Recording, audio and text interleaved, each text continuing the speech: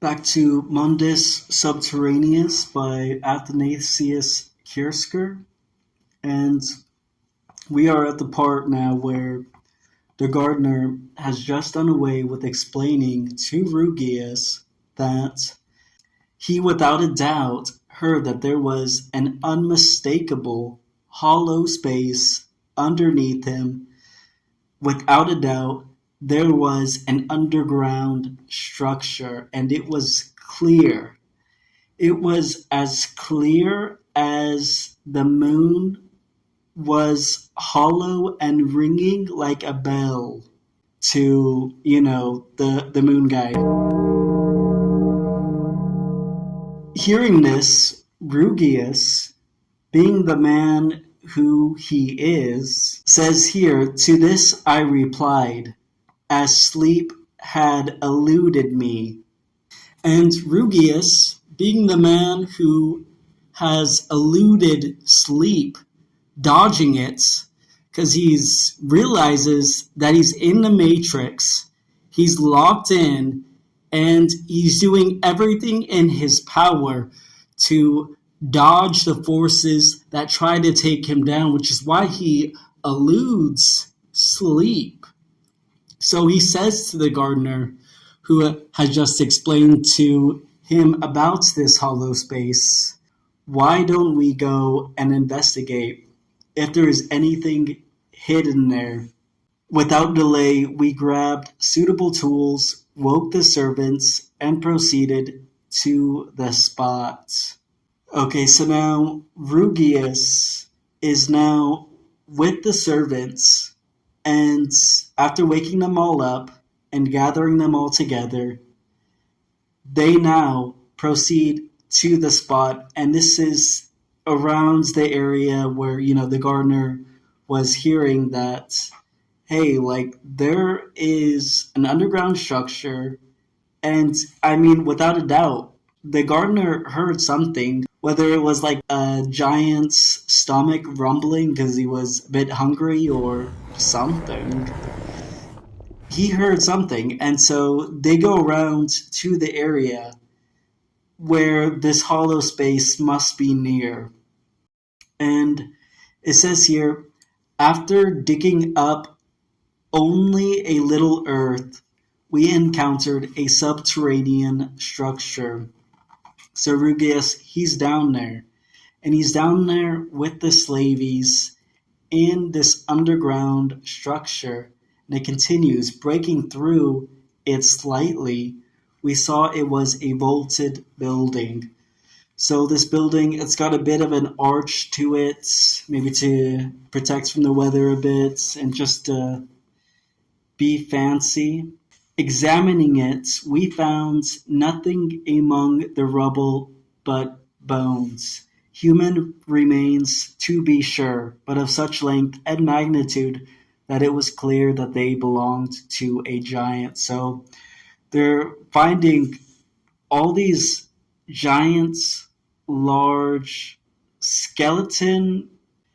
It's clear that these giant's skeleton, human-like parts are of a giant, and it continues on.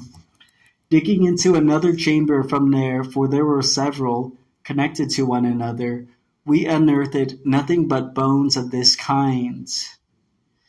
Legs or tibias, as you could say, arms and ribs of the same massive size.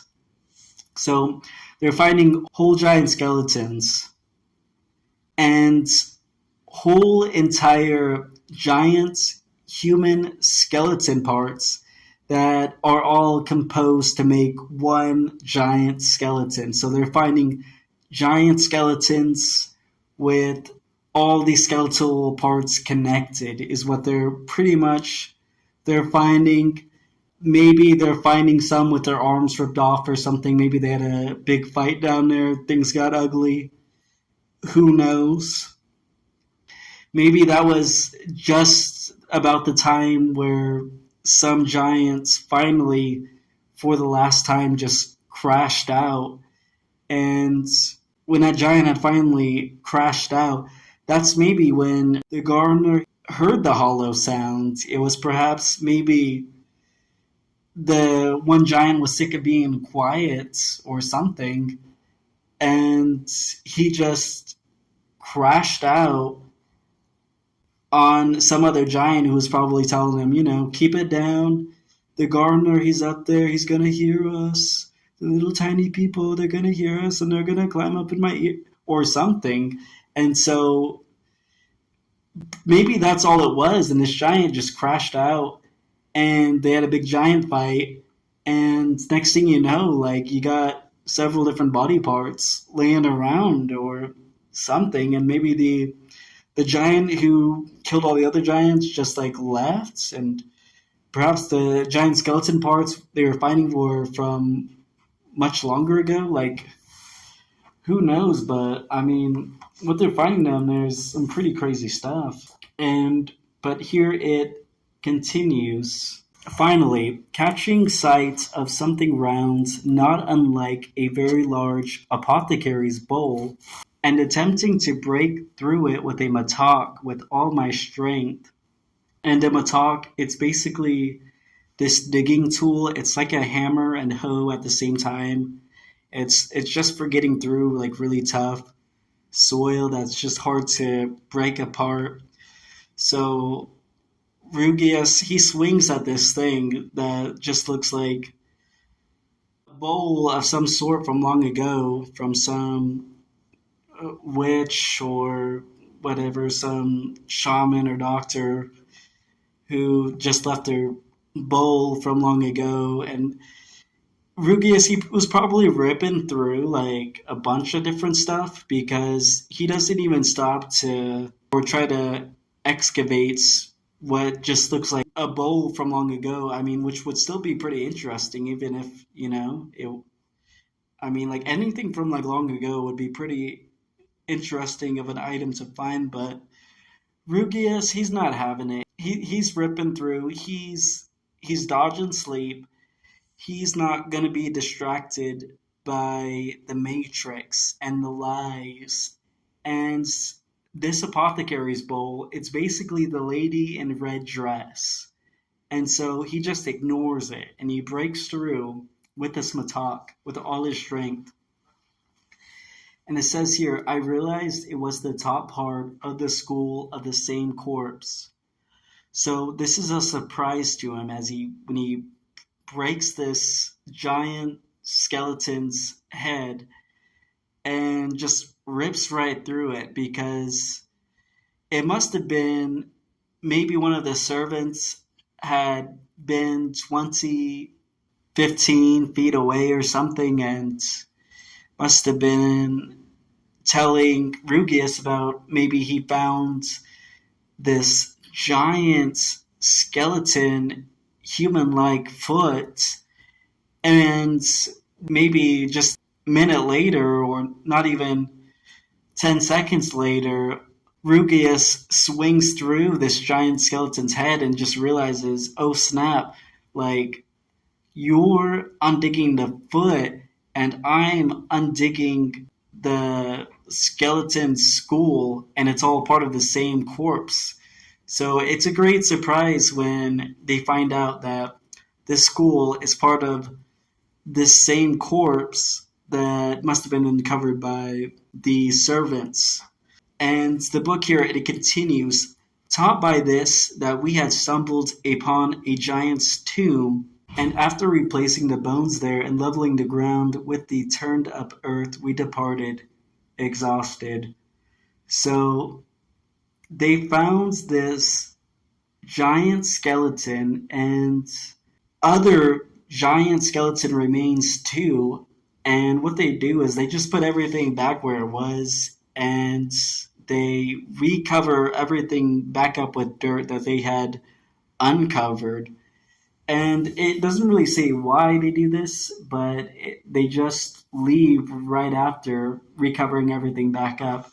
And maybe it's because, they're tired for the day. They don't want to have someone, because they probably can't have anyone like guard the place, this unexcavated place, because maybe, they don't want anyone messing with the giants. Perhaps maybe someone just walking or stooping by. They want to leave this place as is, and perhaps they just didn't want anyone messing around with it. But so they recover up everything and then they leave, exhausted.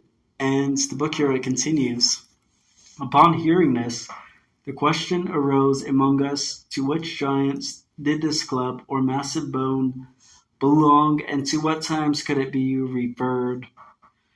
So, yeah, now they're wondering, like, man, this was a giant skeleton. Like, how does something like this just go by and go through all this time and through history without them ever hearing about it, right? Because it must have been written somewhere, like where, this giant skeleton could have came from.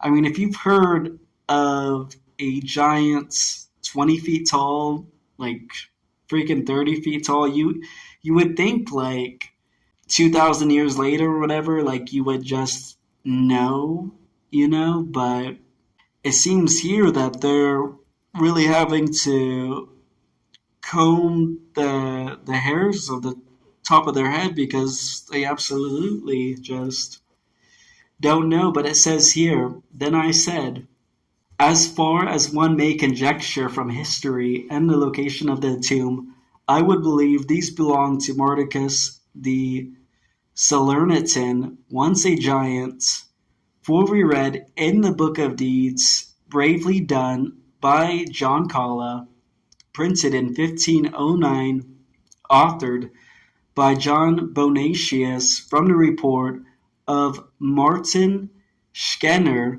the Englishman, a disciple of the same John Calla, that when this Salernitan city was besieged by the army of Emperor Henry VI, there stood here a man of monstrous stature. So all of this information, this is all coming from Carlos Calla, but they angelicized the name.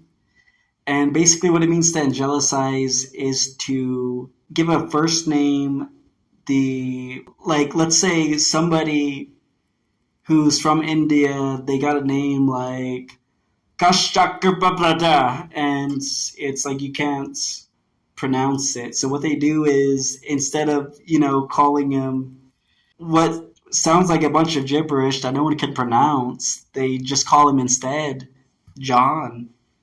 And so that's what's going on here. So the book, it was written by his actual name, Carlos Calla, and that was in 1509.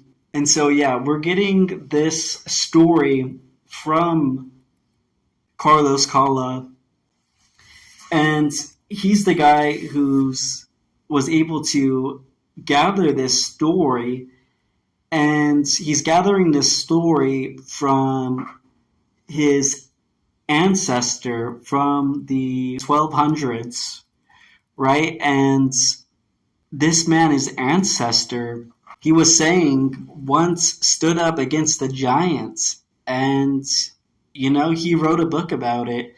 And because his ancestor Johannes, he was the one who fought the giants, and Carlos Calla had a disciple, and this disciple was the one that Carlos Calla is getting his story from, who was able to pass it on to him.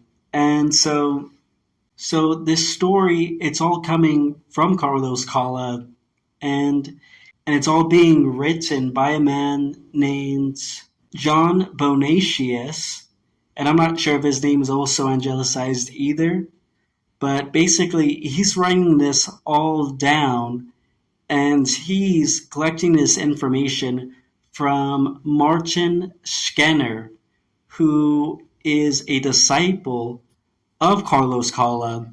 And so John Bonatius, he compiles this book for Carlos Calla, who has provided the story for us of his ancestor in the 1200s, Johannes, who stood up against the giants. And here we'll continue on in this book.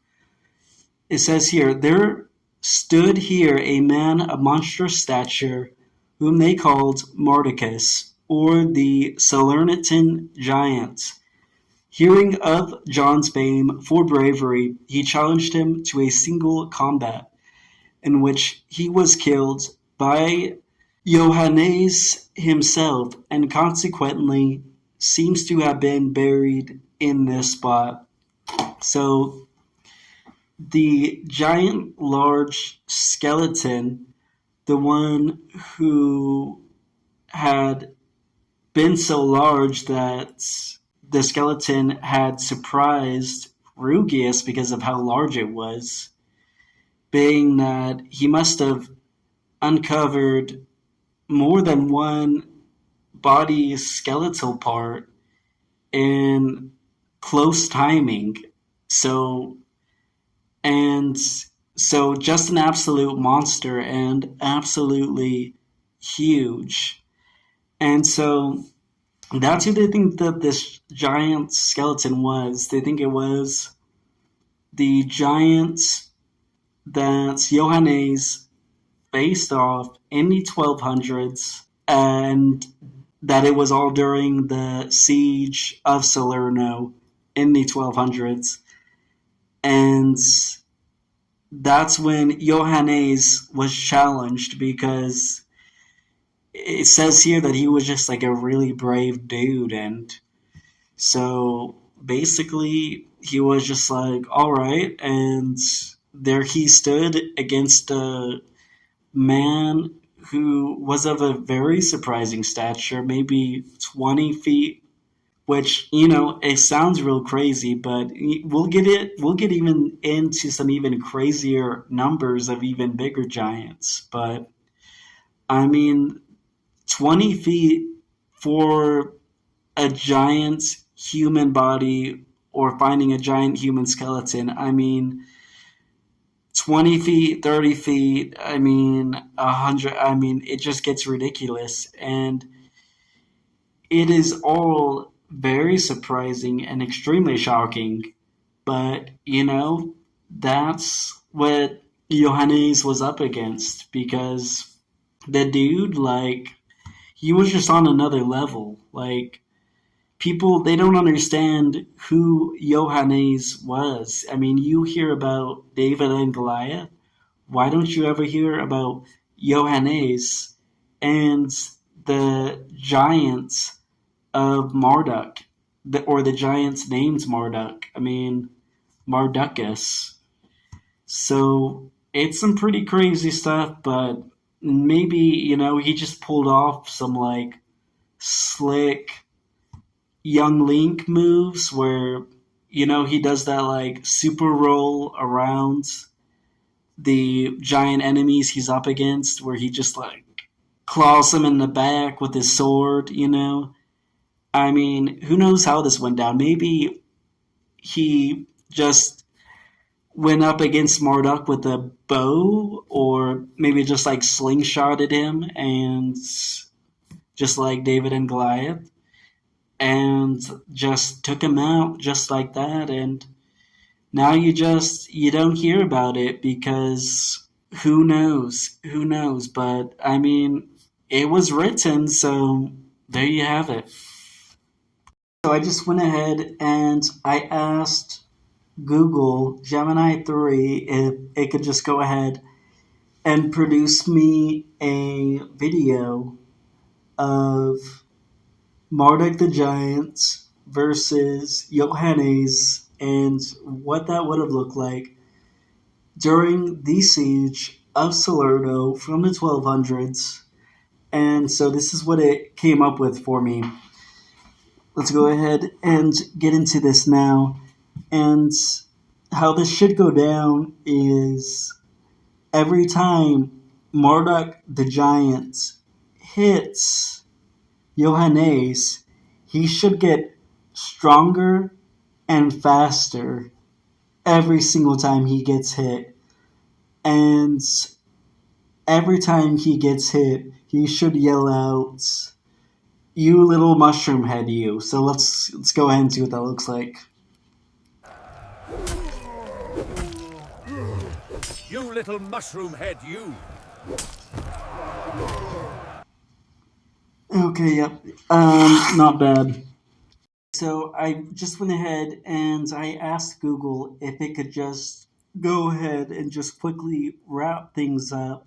So here it is. It's going to wrap things up for us now in this video with Johannes ending Marduk the Giant and exactly what that would have looked like and how that would have went down with securing a victory for the Roman army, which is what happened. So basically, Johannes killing Marduk this giant earned the victory. This is what secured the victory of the Roman army's siege against Salerno.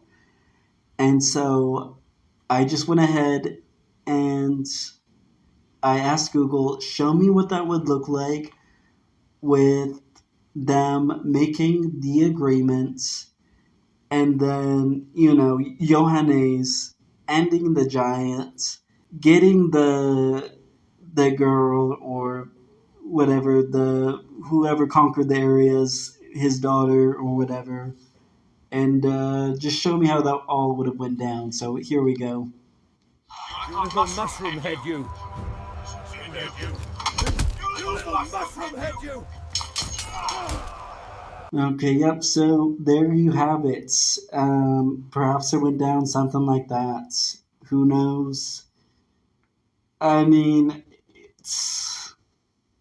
that's just how it goes sometimes. All of the following content has been brought to you by this one man alone. If you want to support this man, because I don't know where this man has came from, but he is onto something. And he has a Cash App, a PayPal, and a Chime, and that will all be posted in the description. All donations, very much, greatly appreciated. Donate to the channel, and we will see what else he can draw out further. We need to see where this is going.